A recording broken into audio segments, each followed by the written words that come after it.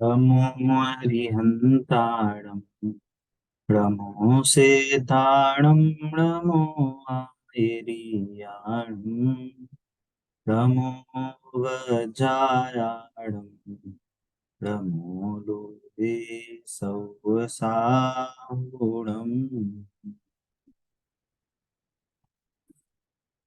हमारा मंगल शासन वन का हमारा 5वां पाठ चल रहा है, जिसका नाम है कर्म सिद्धांत। और हमने पिछली क्लास में कर्म का और आत्मा का, जीव का क्या रिलेशन है, इसके बारे में हमने एक बेसिक डिटेल में, काफी डिटेल में हमने ये डिस्कशन करा था। आई थिंक आपको ये क्लियर हुआ होगा कि कर्म बंधन क्या चीज है,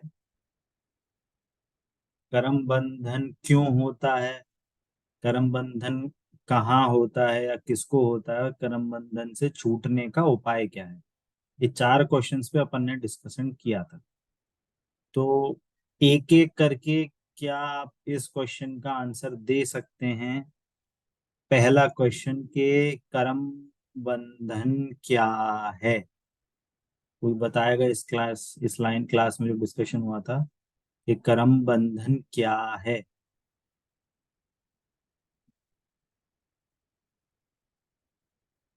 कौन बताएगा? किसी को याद नहीं है? कहाँ गए सभी लोग?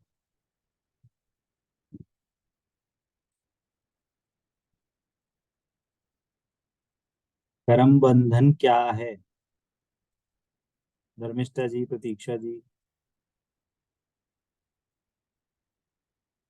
नहीं भैया जी, इन जनरल तो बता सकती हूँ, लेकिन आपने जो क्लास में समझाया था मैंने आधी क्लास से भी कम सुन पाई है इसलिए। ऐसे में ऐसे नहीं करिए आप। अभी तो भैया जी, दो मैं दिन की पूरा छुट्टी आज ही थी। सुन लूंगी कंप्लीट। 2 दिन की तो छुट्टी थी। भैया जी। क्लास में अपन यदि देखिए, क्लास कहीं। में यदि हम रेगुलर नहीं रहेंगे और उस चीज को हम अगर कंसेप्ट को क्लियर करके नहीं चलेंगे ना, तो आगे बहुत प्रॉब्लम होगी, क्योंकि आगे जो हाँ भी भैया स्टडी जी। है ना, वो हाँ। उस कंसेप्ट पे बेस्ड रहेगी। तो मैं आपको यही जी। समझूंगा कि आपने पढ़ के आए हैं, जी और भैया आप जी। यदि पढ़ के नहीं आओगे तो फिर वो मजा नहीं आएगा, आपको भी समझ में नहीं आएगा, और आपको डबल एफर्ट लगेगा। हाँ भैया जी, आपका मैसेज भी आया था कि आज की क्लास इम्पोर्टेंट है, पर वो कुछ इन लॉज के चलते हुए फिर मैं नहीं कर पाई अटेंड। सॉरी भैया जी। सुन चलिए, लेती आप हूँ। अगली बार से ध्यान रखिएगा, क्योंकि ये भी मतलब आगे जितने भी कंसेप्ट आ रहे हैं वो अब हार्ड होते जाएंगे थोड़े थोड़े। ठीक जी है, भैया तो जी। आपको एक्स्ट्रा एफर्ट लगाने हैं, है ना? चलिए, कौन बताएगा इस क्वेश्चन का आंसर? कर्म बंधन क्या है? आत्मा के साथ कर्मों का जो किए गए कर्म हैं, तो उनका जो उनका मतलब जो कर्मों का हम्म बंध जाना क्या बंधन? आत्मा के साथ। भाई तो बोल रहे हैं कर्म बंधन क्या है। आपने कहा वर्ड मीनिंग बता दिया, उस जीव का जोड़ के आत्मा का कर्मों के साथ बंधन। तो बंधन किस चीज का है, वही तो पूछ रहे हैं। शुभ अशुभ भावों का क्या? जो हम्म, ऐसे कैसे काम चलेगा? आपको देखिए, अगर आपको क्लियर नहीं है तो आप क्वेश्चन पूछिए। एक और एक्स्ट्रा क्लास भी लेके भी हम उस कंसेप्ट को पूरा करेंगे, बट आप उस चीज को क्लियर नहीं करेंगे। आप ये समझ रहे हैं कि हाँ ठीक है, समझ में आ गया है, अब मैं क्वेश्चन पूछ रहा हूँ तो आपका आंसर नहीं आएंगे, तो फिर मैं आगे नहीं बढ़ पाऊंगा, क्योंकि आपको वो कंसेप्ट ही क्लियर नहीं हुआ। धर्मेष्ठा जी, आप बताना चाहेंगे? मधु आंटी जी।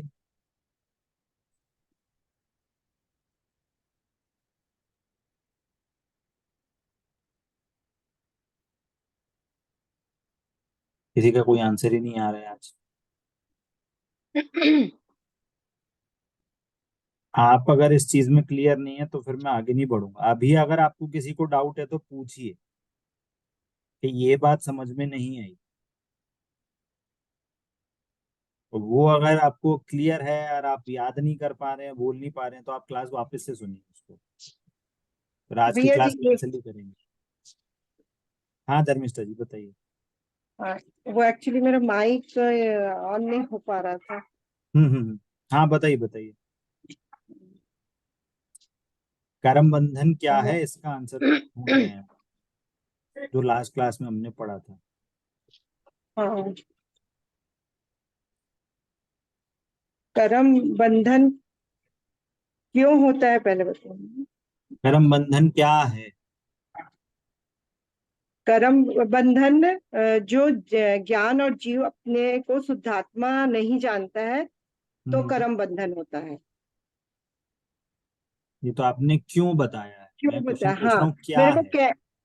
क्या है का आंसर मैं वापस से सुनी, लेकिन उसमें से क्या है का आंसर नहीं समझ आया। बाकी तीनों का तो समझ आ गया, क्यों होता भैया है, जी, कहाँ मैंने होता है। अपने को शुद्धात्मा नहीं जाना, ये तो क्यों हुआ है, आपको ये कर्म तो बंधन क्यों क्यों है करेगा। ये तो है। क्योंकि हमने अपने आप को शुद्धात्मा नहीं जाना हाँ तो आपने आंसर दिया है कि कर्म बंधन क्यों होता है। है ना, मैं क्वेश्चन पूछ रहा क्योंकि हूँ हम कर्म अपने आप को बंधन क्या शुद्धात्मा है। नहीं जानते हैं। मैं क्वेश्चन पूछ रहा हूँ कर्म बंधन क्या है, व्हाट इज कर्म बंधन। आप आंसर दे हो what is the reason of karma bandhan. दोनों डिफरेंट चीज है।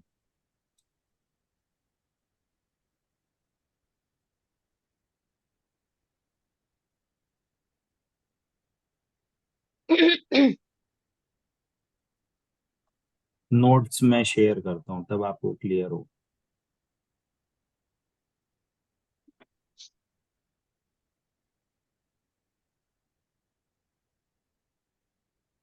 हमने पहले ही देखा था कि कर्म बंधन किसको होता है, कि जीव की अशुद्ध जीव को। पर्याय को कर्म बंधन है। हम्म, परंतु हमने वापस से हमने ये देखा कि वास्तव में पर्याय जो शुद्ध जीव के अशुद्ध पर्याय भी हैं, वो कर्म से डिफरेंट है। कर्म है वो पुद्गल द्रव्य है। कर्म क्या है, पुद्गल द्रव्य है ना। और जीव क्या है, आत्मा क्या है, वो जीव द्रव्य है। वो अलग है, दोनों हम्म, द्रव्य अलग हैं। एक द्रव्य दूसरे द्रव्य को कैसे बांध सकता है। तो कर्म कहाँ बंधते हैं, कर्म जीव की पर्याय, मैंने ये बाउंड्री दिखाई थी ना, बाउंड्री दिख रही है आपको,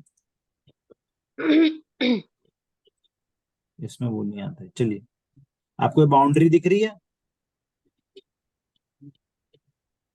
स्क्रीन पे बाउंड्री दिख रही है आपको। हम्म, लेफ्ट साइड में क्या था, आत्मा की अशुद्ध पर्याय। आत्मा। राइट साइड में क्या था, कार्मण शरीर था, जिसमें कर्म बंधना होता था। कर्म आते थे वो कार्मण शरीर में बंधते हैं। तो फिर आप क्वेश्चन पूछेंगे, फिर जीव के साथ कर्म बंधे ऐसा क्यों बोलते हैं।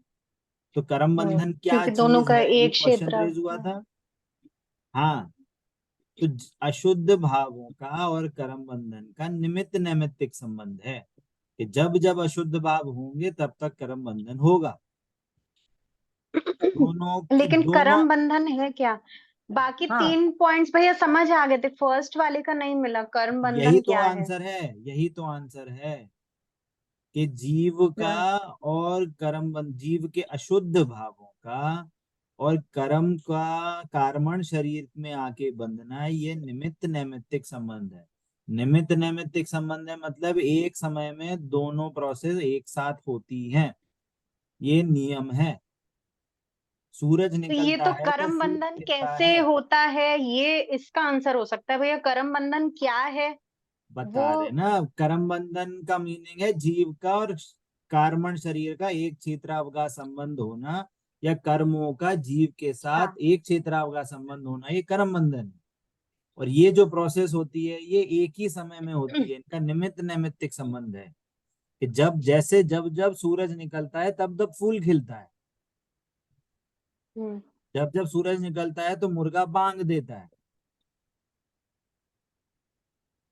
तो दोनों को उसने तो इसको ये काम, दोनों ही पॉइंट्स आएंगे भैया, इसमें दोनों ही पॉइंट्स हाँ आएंगे कि अशुद्ध भाव और कर्म बंधन का निमित्त नैमित्तिक संबंध होना, और जो कर्म कार्बन बंधन होता है शरीर और वो जीव कार्बन शरीर में आके बंधता एक है, क्षेत्र। तो जीव और कार्बन शरीर का एक क्षेत्रावगा संबंध होना। यस, दोनों सब तो पॉइंट, लिखा भैया हुआ है। ये मैंने दो इसका एक पॉइंट लाइन लिखे, आंसर दीजिए हाँ भैया। दोनों पॉइंट है, ये दोनों पॉइंट है। ये दोनों पॉइंट आएंगे। फर्स्ट हाँ कर्म बंधन क्या है, हाँ, इसमें दोनों पॉइंट्स आएंगे ये। कर्म बंधन क्या है? कर्म बंधन है कि एक तो उनका एक क्षेत्र का संबंध है, इसलिए कर्म बंधन बोल रहे हैं, क्योंकि वो जो कर्म आ रहे हैं वो जीव के प्रदेशों में ही बंध रहे हैं, प्रदेशों, आत्मा में नहीं बंध रहे, उसी प्रदेश में जो कार्बन शरीर है उसमें आके बंध रहे हैं।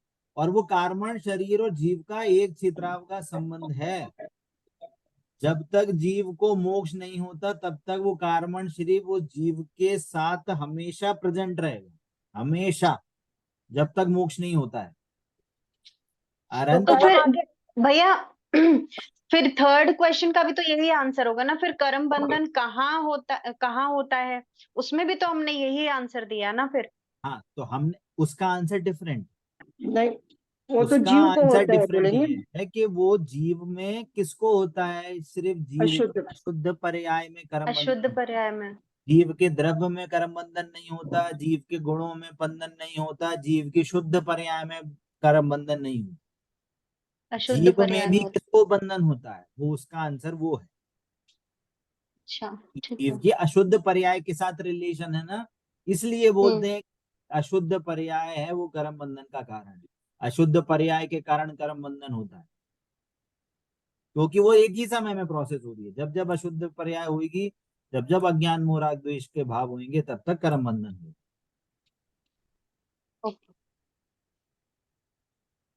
क्लियर हो रहा है धर्मिष्ठा जी? भैया जी एक अब मिनट। क्लियर है भैया। हाँ मधु, हाँ आंटी जी पूछिए, मधु आंटी। हाँ, भैया हम्म, ये कर्म बंधन क्या है, इसके लिए हम लोग क्या लिखना चाहिए? कर्म बंधन क्या है? कर्म बंधन कर्मों का जीव के साथ एक क्षेत्रावधार रूप में कार्बन शरीर के साथ बंधना, ये कर्म बंधन है। ओके ओके और ये प्रोसेस और जीव के अशुद्ध भावों के साथ ये निमित्त नैमित्तिक संबंध है, दोनों पॉइंट आएंगे इसमें। ठीक। ठीक है। ओके। और ये जो कंटिन्यूटी है कर्म बंधन की जीव के अशुद्ध पर्यायों के साथ, ये बहुत इंपॉर्टेंट पॉइंट है यहाँ।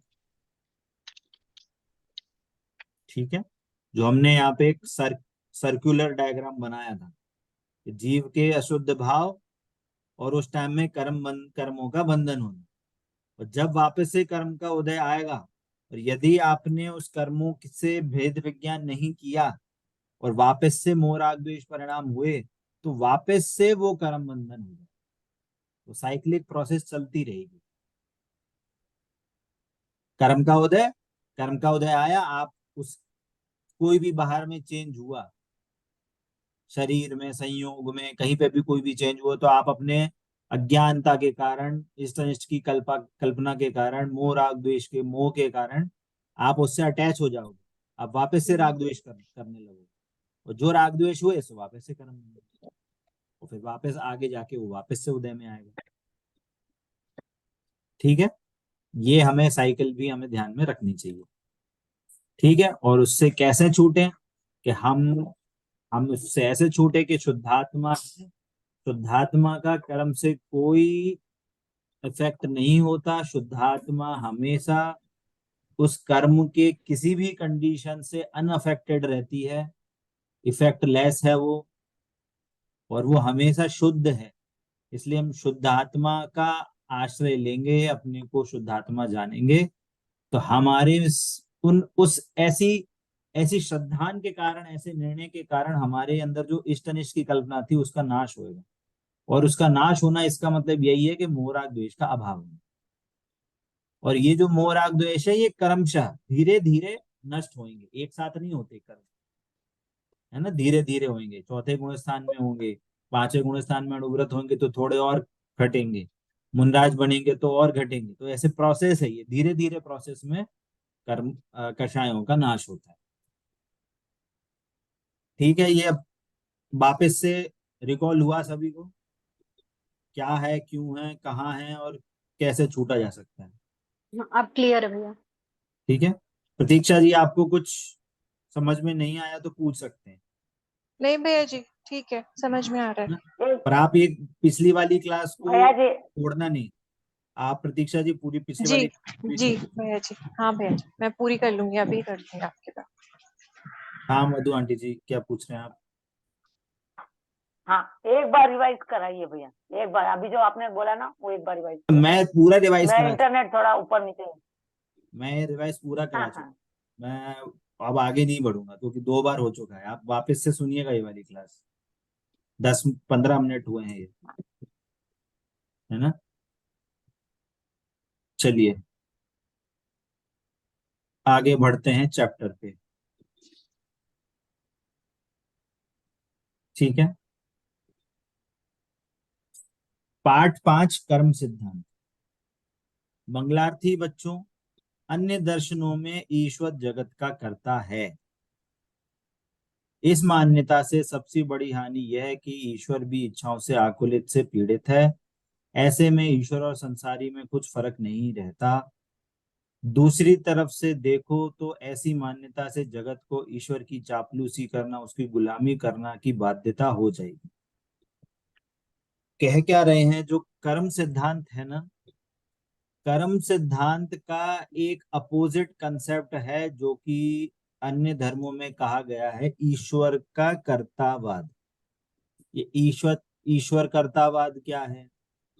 कि ईश्वर कर्तावाद का मीनिंग है कि इस जगत का एक भी पत्ता भगवान के इच्छा के बिना नहीं होता। जो भी काम होता है भगवान के, क्या कहते हैं, ऑर्डर ऑर्डर के कारण ये सारे काम चलते हैं। बिना उसके, एक उसकी इच्छा के बिना कोई भी काम नहीं हो सकता, है ना? जगत में हम सारी कहते हैं कि अरे सब भगवान ने किया है, हम तो सिर्फ कठपुतली हैं, है ना? चाहे अच्छा किया हो चाहे बुरा किया हो, सब भगवान का दे, सब भगवान की देन है। जैसी भगवान की इच्छा होगी वैसा ही होएगा। बोलिए, आप सब ये जनरली आप अपने आसपास में ऐसी चीजें सुनते होंगे। परंतु यदि इसके हम डेप्थ में देखें, जैसे ये लोग, अगर ये लोग कहते भी हैं कि ऐसी चीज एग्जिस्ट करती है, तो यदि हम उसकी डेप्थ में एनालिसिस करें तो वो चीजें लॉजिक के अनुसार, या हम कहें संसार में जो जो काम हो भी रहे हैं अगर, तो वो रूल्स रेगुलेशन के हिसाब से बैठती नहीं, है ना? जैसे अभी यहाँ पे एक पॉइंट बता रहे हैं कि यदि हम बोले कि जगत का सारा काम भगवान की इच्छा के अनुसार होता है, ऐसा हम जैसे मान भी लें, तो बताइए पहली बात कि जिसको इच्छा होती है उसको दुख होता है। इच्छा का मतलब होता है दुख होना। मीनिंग के जैसे हम सुबह से उठे तो हमें क्या इच्छा हुई, चलो मंदिर जाएं। मंदिर से आ गए, अब क्या इच्छा हुई कि चलो खाना खा लें। खाना खा लिया, अब क्या इच्छा हुई, चलो पानी पी लें। पानी पी लिया, अब क्या इच्छा हुई, चलो सो जाएं। सो के उठे, क्या अच्छा है, चलो टीवी देख लें। अब टीवी देख लिया, अब क्या करें, अब थोड़ा खेल लें। अब मोबाइल देख लें, अब ये कर लें। तो ये इच्छा क्या डिनोट कर रही है? इच्छा डिनोट कर रही है कि आप में आकुलता है। हर छोटी सी चीज को आपको आकुलता हो रही है। भूख लगना एक आकुलता है, आकुलता का लक्षण है। आपको अगर यदि खाना नहीं मिलेगा तो आप आकुलित होते रहेंगे। आपको प्यास में पानी नहीं मिलेगा तो आप आकुलित होते रहेंगे। और यदि किसी जीव को पूरी जैसे पूरा लोक संभालना हो और उसका सारे काम उसकी इच्छा के बिना नहीं होते हो, तो उसको कितनी इच्छा करनी पड़ेगी। पॉइंट समझ में आ रहा है?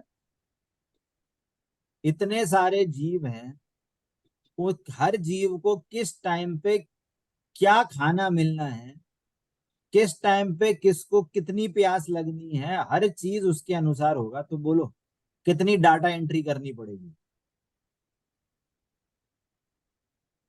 पॉइंट समझ में आ रहा है?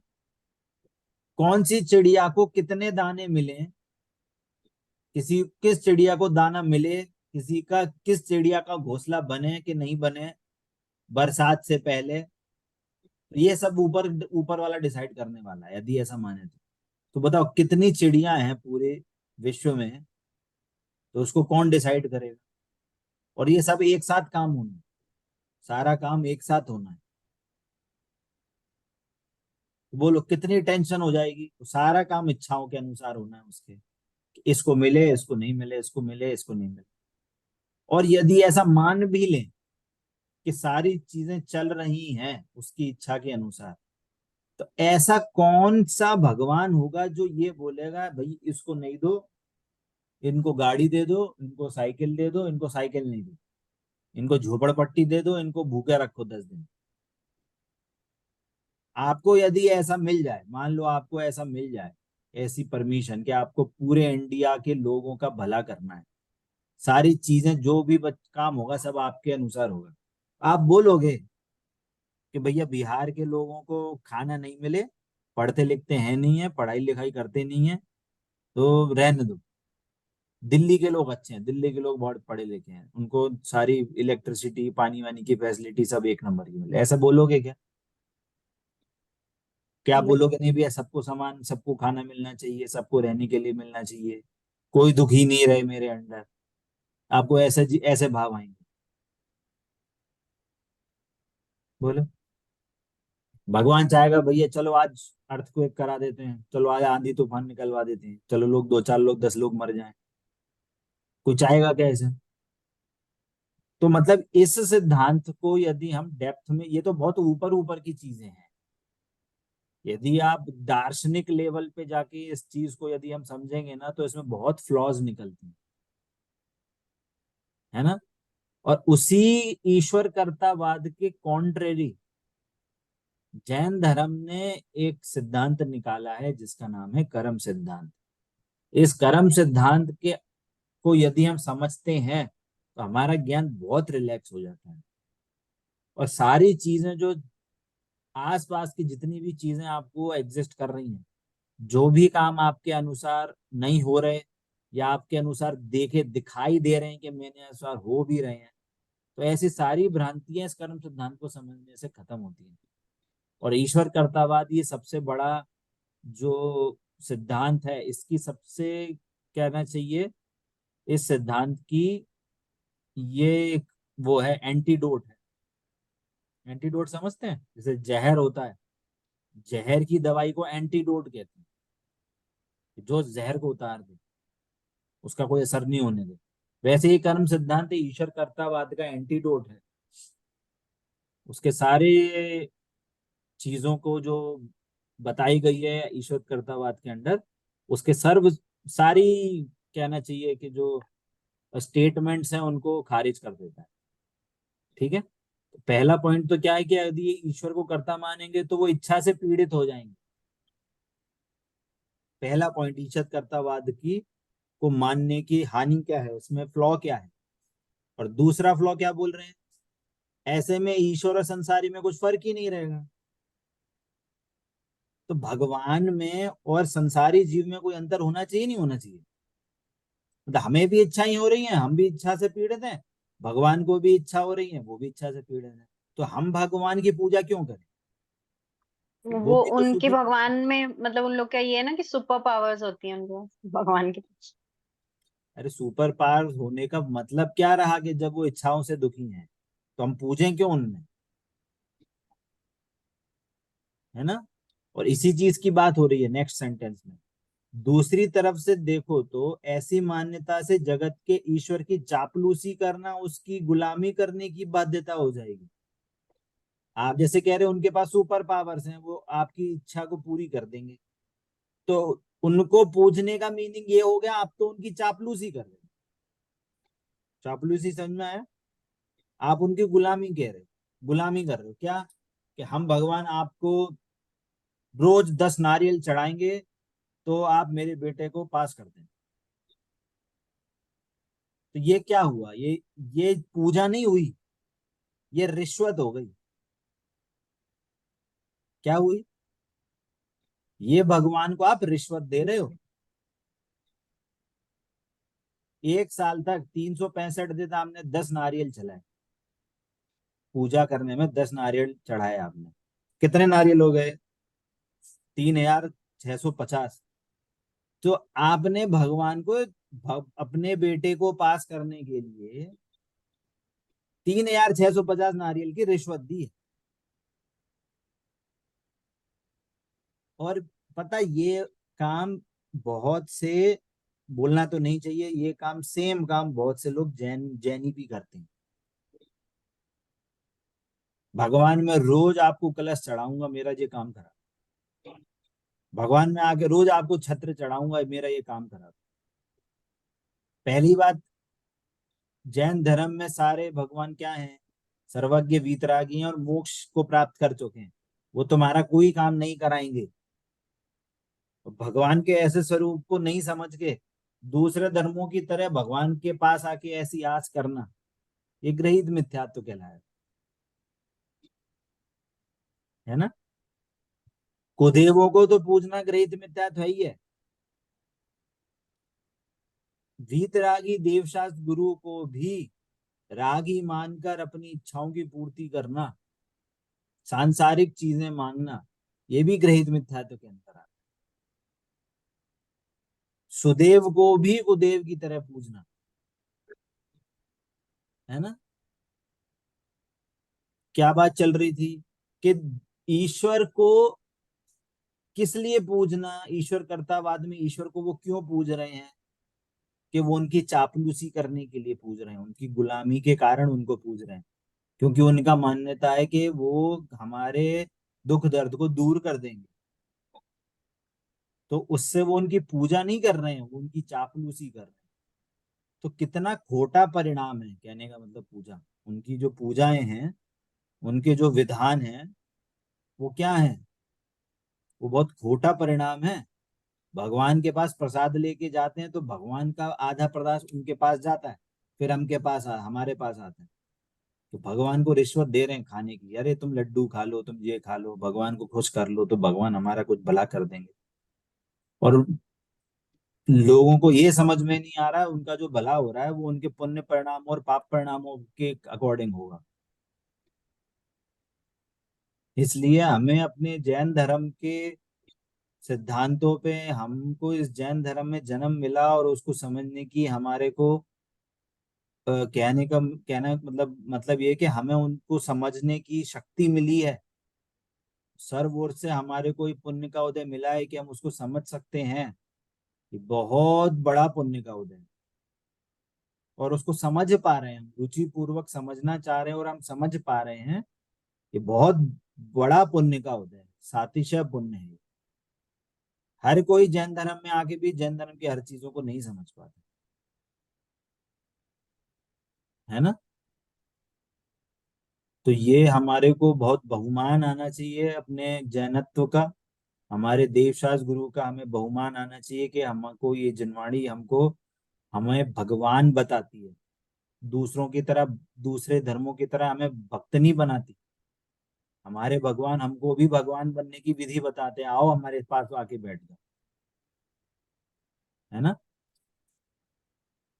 तो तीसरा पॉइंट क्या बोल रहे हैं कि जो उनकी पूजा है वो वास्तव में उनकी गुलामी है, चापलूसी।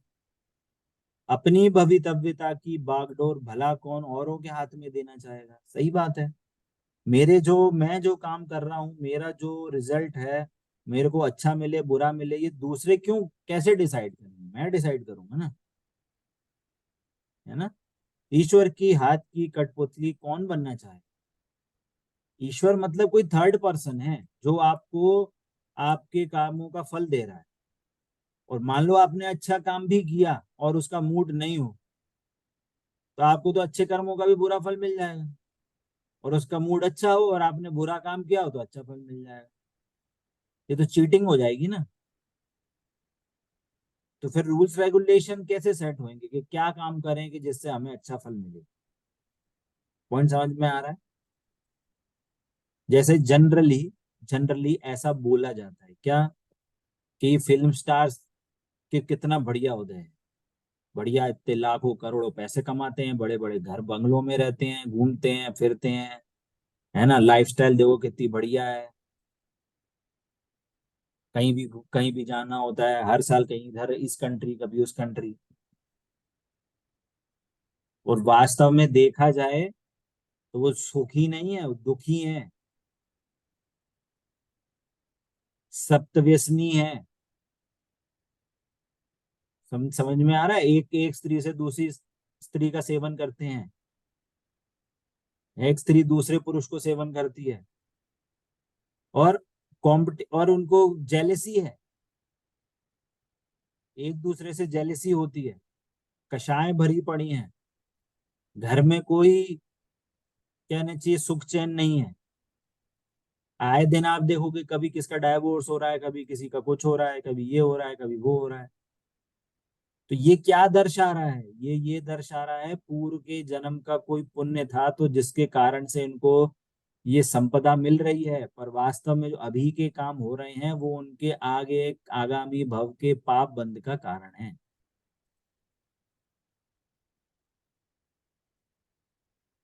पॉइंट समझ में आ रहा है? और यही चीज यहाँ पे बोली जा रही है। अब ये चीज तो हम समझते हैं क्योंकि हमारे कर्म सिद्धांत के अकॉर्डिंग सही बैठ रहा है, और ऐसे ही बात है। और यही चीज हम इनसे पूछेंगे कि ईश्वर कर्तावाद से, तो क्या बोलेंगे, अरे ईश्वर का काम है, मैं कैसे मना कर दूं, ईश्वर ऐसे ही चाहता है, हमारी डेस्टिनी में ये है, तो हम कैसे मना कर देंगे। पॉइंट समझ में आ रहा है? तो इसलिए यहाँ पे बोल रहे हैं कि ईश्वर की कठपुतली कोई नहीं बनना चाहता। वैसे लॉजिकली हम जब किसी के अंडर नहीं रहना चाहते तो हम ईश्वर की कठपुतली कैसे बनना चाहेंगे? नहीं बनना चाहते। इसलिए जैनियों के भगवान ने हमें यदि कोई सर्वोत्कृष्ट वस्तु दी है तो वह यह है कि उन्होंने उनने हमें अपनी गुलामी से भी छुटकारा दिलाया है। हमारे भगवान हमको अपने कठपुतली नहीं बनाते, वो अपने को इंडिपेंडेंट मानते हैं और हमें भी इंडिपेंडेंट जीव बताते हैं कि आप किसी के अधीन नहीं हो, आप अपने ही कामों के कर्ता हो। कोई आपके इंडिपेंडेंट नहीं है, आप किसी मतलब आप के कोई डिपेंडेंट नहीं है और आप किसी के लिए डिपेंडेंट नहीं है, आप इंडिपेंडेंट वस्तु हो। ईश्वर ने जगत को नहीं किया है बल्कि जगत में अपनी कल्पना से इस कर्ता धर्ता ईश्वर को मान लिया है। जगत का जो भी मानव पुरुषार्थ करता है वह भी ईश्वर बन सकता है। यह चरम स्वाधीनता ही जैन शासन की देन है। क्या समझ में आया? कि ये जो कर्म सिद्धांत है वो सिंपल सा लॉजिक ये बोलता है, आप अपने कर्मों का फल भोगते हो, आपके कर्मों का फल कोई और नहीं भोगेगा, आप भी किसी और के कर्म का फल नहीं भोगोगे। आप यदि अच्छे काम करोगे तो आपको पुण्य के कारण अनुकूलताएं मिलेंगी, आप यदि पाप कार्य करोगे तो आपको प्रतिकूलताएं मिलेंगी। और यदि आप पुरुषार्थ करके अपने को शुद्धात्मा जान के मोक्ष मार्ग में आगे बढ़ेंगे तो आप भी भगवान की तरह ईश्वर बन सकते हैं। आप में और भगवान में कोई अंतर नहीं है। ये कर्म सिद्धांत का ये कहना चाहिए कंक्लूजन है, ये कर्म सिद्धांत समझने का। और क्यों है ये कंक्लूजन? क्योंकि हमारी जिनवाणी में क्या है, हमारी जिनवाणी कोई भी सिद्धांत हो वीतरागता की ओर लेके जाती है। एंड रिजल्ट क्या होता है हमारी जिनवाणी की शिक्षा का? हमारी जिनवाणी की शिक्षा का रिजल्ट है कि जीव को कैसे भी वीतरागता की ओर लेके जाना है। तो कर्म सिद्धांत भी यही बोल रहा है कि आप अपने पुरुषार्थ के स्वयं करता हैं। आप यदि चाहें तो आप पुण्य के करता हैं, आप चाहें तो आप पाप के करता हैं। और यदि आप किसी को नहीं चाहते और आप मोक्ष जाना चाहते हैं तो आप अपने पुरुषार्थ से मोक्ष जा सकते हैं। कोई आपको उसमें कोई दखल अंदाजी नहीं कर सकता, आपको कोई नहीं रोक सकता, ना ही आपकी कोई हेल्प कर सकता। पॉइंट समझ में आता है? ठीक है, तो ये तो बेसिक इंट्रोडक्शन था चैप्टर का। अब आगे कुछ डेफिनेशंस आ रही हैं, है ना। ये डेफिनेशंस हैं, ये दूसरे धर्मों के कॉन्ट्ररी, दूसरे धर्मों को कंपेयर करते हुए कुछ डेफिनेशंस आ रही हैं जिसको समझना जरूरी है। ठीक है, मंगलार्थियों, कर्म शब्द का प्रयोग लोक में कई अर्थों में किया जाता है। जो कर्म वर्ड है ना, कर्म, ये कर्म वर्ड अलग अलग कंटेक्स्ट में अलग अलग मीनिंग को बताता है, अलग अलग मीनिंग में इसको ये यूज होता है ना। तो पहले हमें इस वर्ड का मीनिंग समझना है, इसको हम बोलते हैं शब्दार्थ। क्या बोल रहे हैं? जो हम कोई नई चीज समझ रहे हैं तो पहले हमें उसका शब्दार्थ समझना जरूरी है। तो कर्म का शब्दार्थ जो है वो 3 कंटेक्स्ट में अलग अलग है। क्या बोल रहे हैं? पहला, कर्म का एक अर्थ है काम धंधा, है ना भैया। आपका क्या काम है, आप क्या कर्म करते हो, है ना। आपका क्या क्या बिजनेस है, जिसको हम इंग्लिश में बिजनेस बोलते हैं, काम धंधा, है ना। उसका ये एक वर्ड ये होता है कर्म का मीनिंग, जिसमें लोग में इसी को उपाधियां के वर्ड में यूज करते हैं कि लोक में कर्मवीर, कर्मयोगी जैसी जितनी उपाधियां प्रसिद्ध हैं वो इसी अर्थ में है। अरे भैया वो तो बहुत कर्मयोगी है, मतलब बहुत पैशनेट है अपने काम को लेके, कर्मयोगी है, कर्मवीर है ना। तो ये एक एक मीनिंग तो ये होता है कि धंधे से रिलेटेड क्या काम है आपका, एक कर्म ये होता है।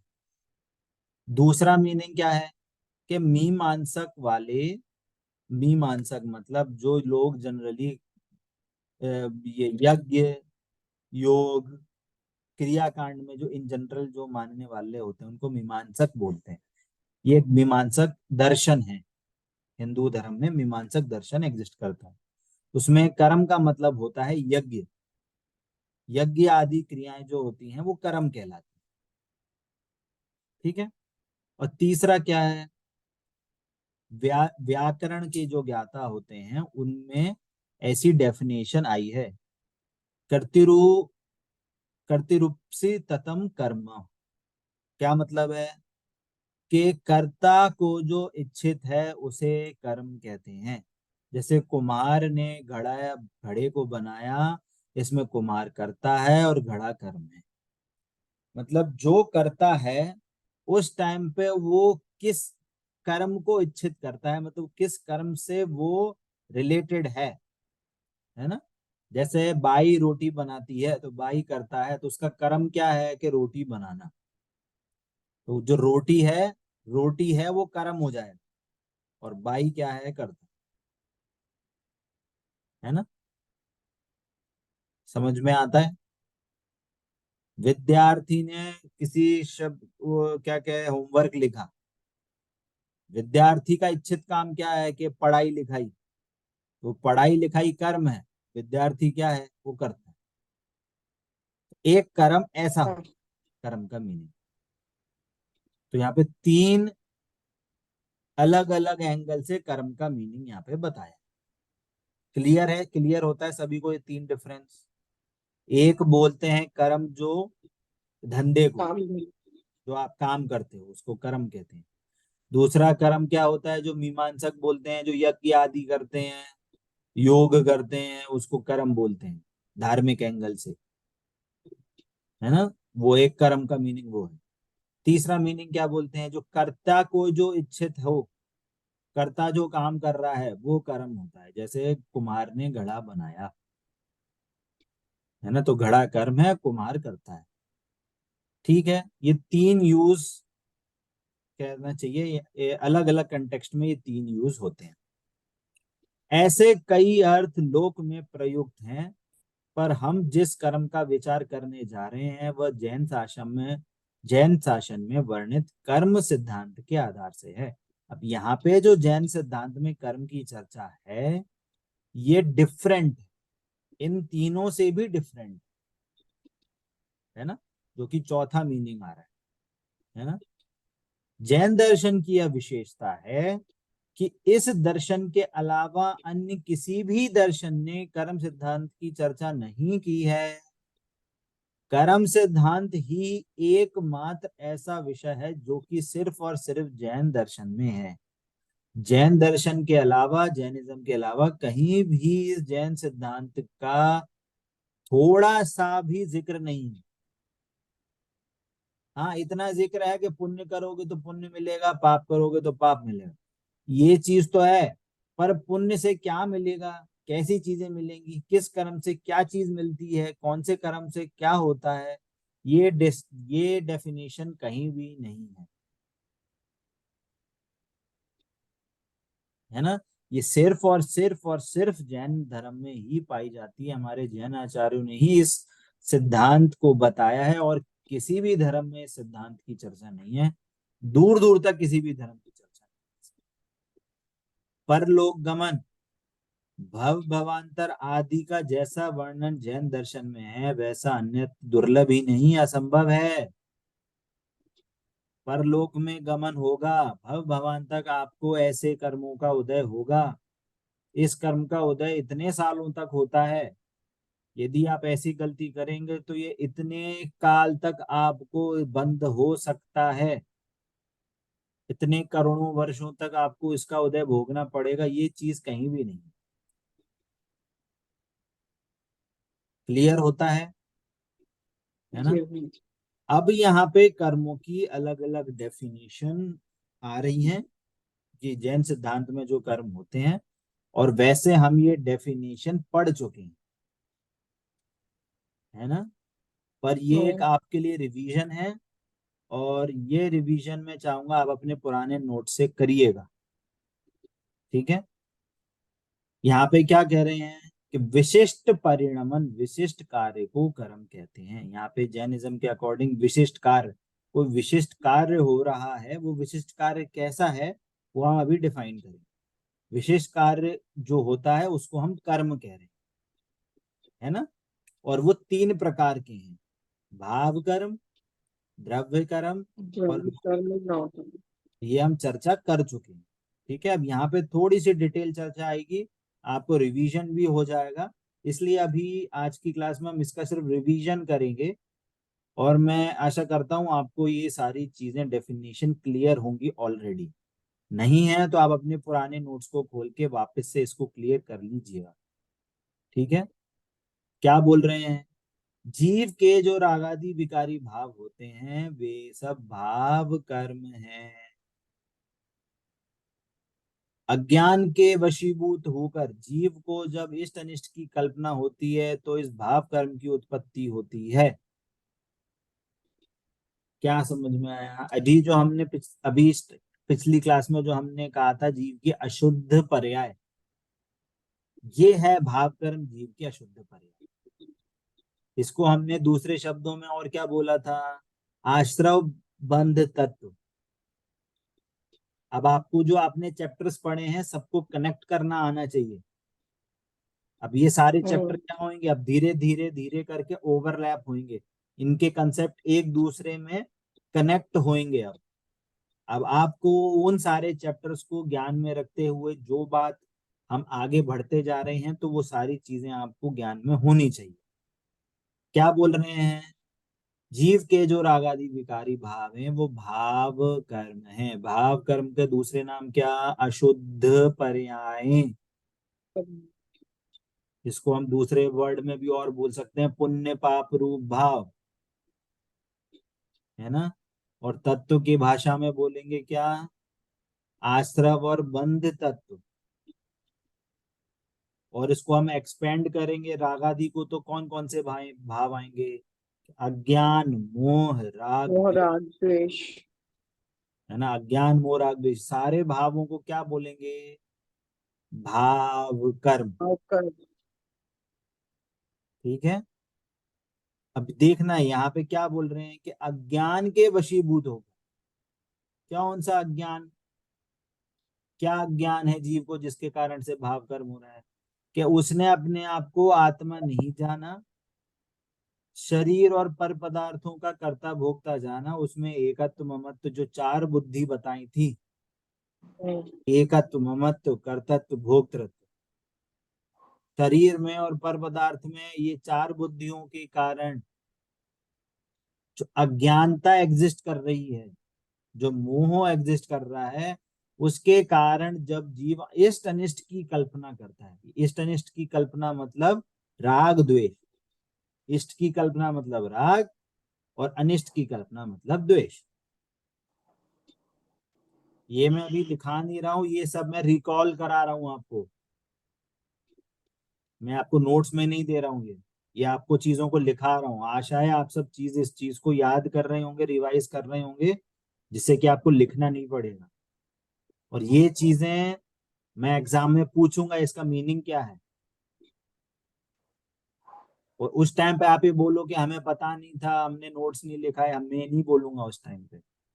ये चीज ऑलरेडी बहुत बार आ चुकी है और मैं वापस से आप चीज को कनेक्ट करवा रहा हूँ। आप नोट अगर नहीं कर पा रहे हैं तो आप अभी समझिए और क्लास के बाद इसको नोट करिएगा वापस से, ठीक है। क्या बोल रहे हैं, अज्ञान के वशीभूत होकर, ज्ञान मतलब वो चार बुद्धियों के कारण, मोह के कारण जीव जब इष्ट अनिष्ट की कल्पना करता है, मतलब राग द्वेष करता है, तो राग द्वेष होना मतलब क्या है, भाव कर्म की उत्पत्ति है। यही भाव कर्म है ना। अज्ञान मोह क्या है, वो कारण है राग द्वेष के, और राग द्वेष क्या है, वो कार्य है। कारण कार्य समझते हैं, एक होता है कारण, एक होता है कार्य,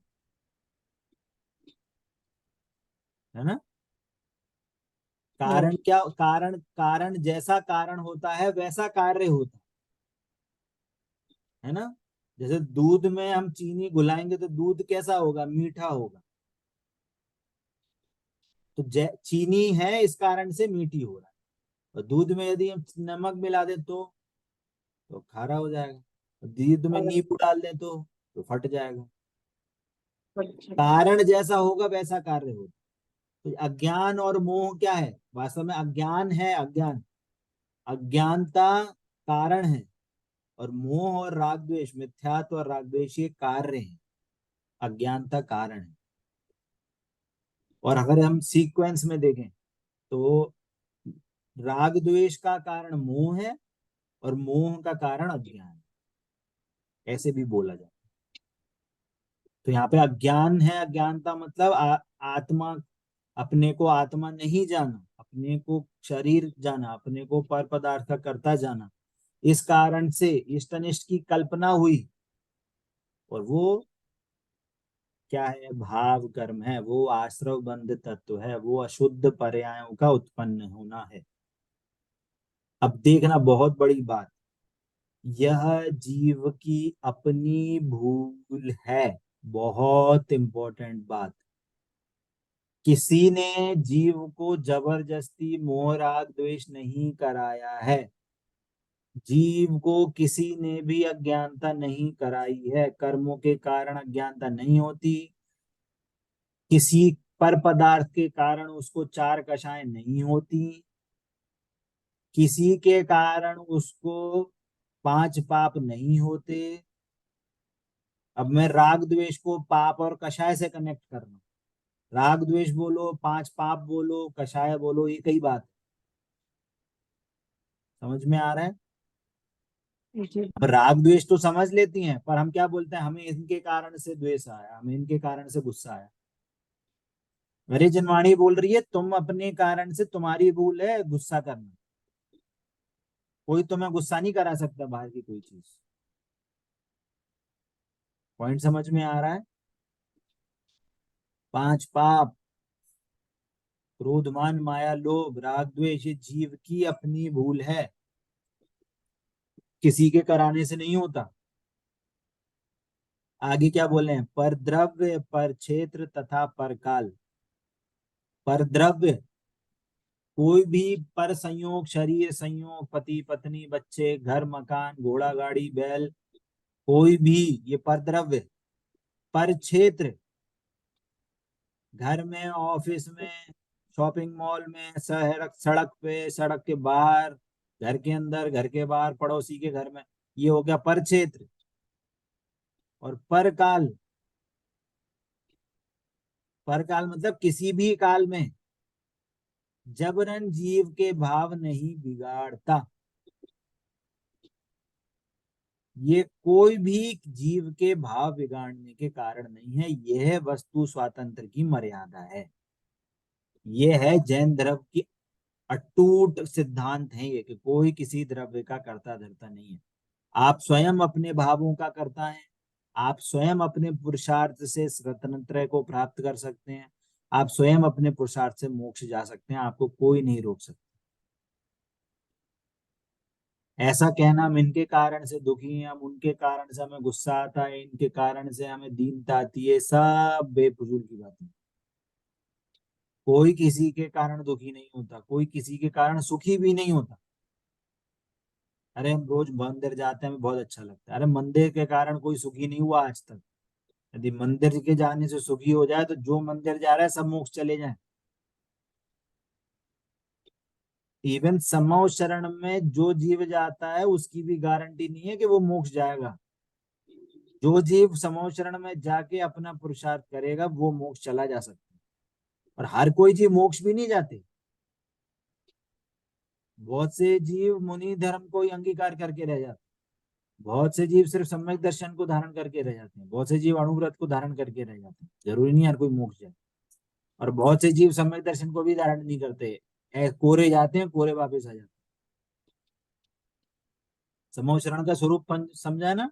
बाहर कितनी सारी क्या होते हैं, फैसिलिटीज होती हैं। बहुत बड़े उद्यान हैं, बहुत बहुत सारी नाट्यशालाएं हैं, बीच बीच बने हुए हैं, होटल्स बने हुए हैं, खाओ पियो मौज करो। तो जो संसारी जीव संसार में रहना चाहता है ना, तो वहीं अटक के रह जाता है। अरे देखो कितना बढ़िया बीज है, चलो फोटो खिंचाते हैं। फोटो तो नहीं खींचती उस टाइम पे, पर ऐसे भाव आते हैं। तो वो समूह शरण में जाके भी बाहर की चीजों में लुभा के वहीं रह जाते हैं। तो जिनको वास्तव में मोक्ष जाना होता है वो सीधे अपने भगवान के इस दिव्य ध्वनि जहाँ सुनती है वहां अपने कोठे में बैठते हैं, दिव्य ध्वनि सुनते हैं, सम्यक दर्शन को धारण करते हैं। कोई मुनि धर्म को धारण करता है और कोई भगवान से पहले ही मोक्ष चले जाते हैं। भगवान के मोक्ष जाने से पहले ही भगवान बन जाते